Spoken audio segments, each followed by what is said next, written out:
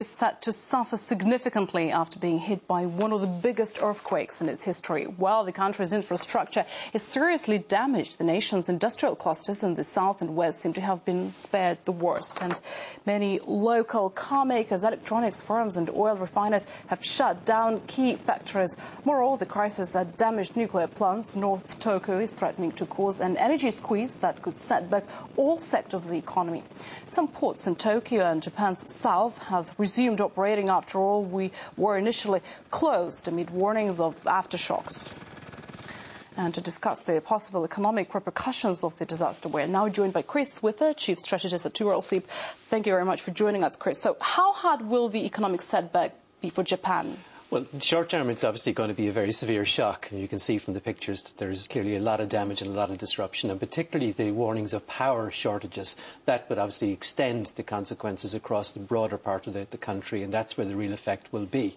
So it's still very early. Nobody, frankly, has any great idea to the extent of the damage or how long lasting it will be, or even the cost of rebuilding. So you can see that in the stock market behaviour this morning. People are sort of holding fire, waiting to see what happens next, particularly waiting to see if there's any follow-up or any further events or any deterioration of the nuclear plants. But short term, we're going to see a big slowdown. That's inevitable, and then it's just a question of how quickly the country can start rebuilding and that.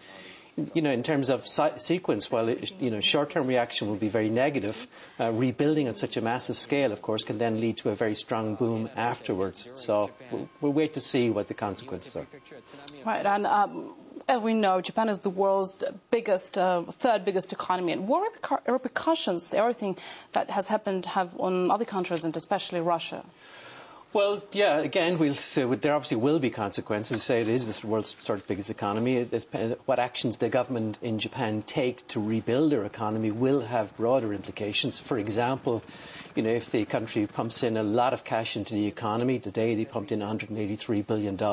So if they follow that up with some of the considerable financial reserves they have, then we could see a much weaker yen as they try to develop exports that then could have consequences for other economies that are also trying to compete for global trade. Obviously rebuilding on such a massive scale can have positive benefits for a country like Russia, which is the world's biggest supplier of materials. So there will be consequences. It's just hard to define what they're going to be right now. Initially, the impact potentially is negative, and we'll obviously have to watch for the indicators over the next couple of months. Longer term, they can be more positive as they rebuild. You've mentioned $183 to get the financial system liquid. So will that be enough? What do you think? Oh, no, we assumed this is just, the first reaction today to kind of make a strong statement from the Bank of Japan that they're willing to support the economy. Japan has the world's second largest financial reserves. They're also going to have to pump in considerably more money in terms of whether it's tax breaks or direct grants or direct funding, whatever way they eventually do it. There will be a lot more money pumped into the Japanese economy. And I say that there should be enough money to rebuild and to create future growth, but it'll almost inevitably lead to a weaker yen as that extra cash comes into the system. Let's speak about the price of oil, which have been particularly volatile during the recent years. Considering that Japan is one of the major oil consumers, will we see a significant oil price drop if demand falls? Well, if it wasn't for the fact that we're also looking at Libya right now, we would have certainly seen a much bigger price fall in the price of oil, because Japan is a significant importer, as you say. And clearly they're going to import less over the next couple of months before maybe we get back to something normality later on.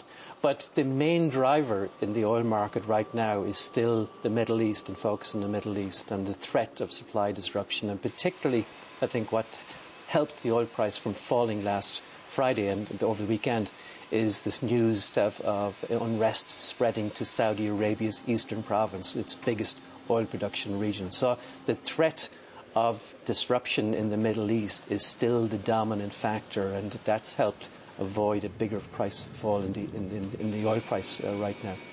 Right, okay, Chris, with Chief Strategist at tsunami, thank you very much for your analysis.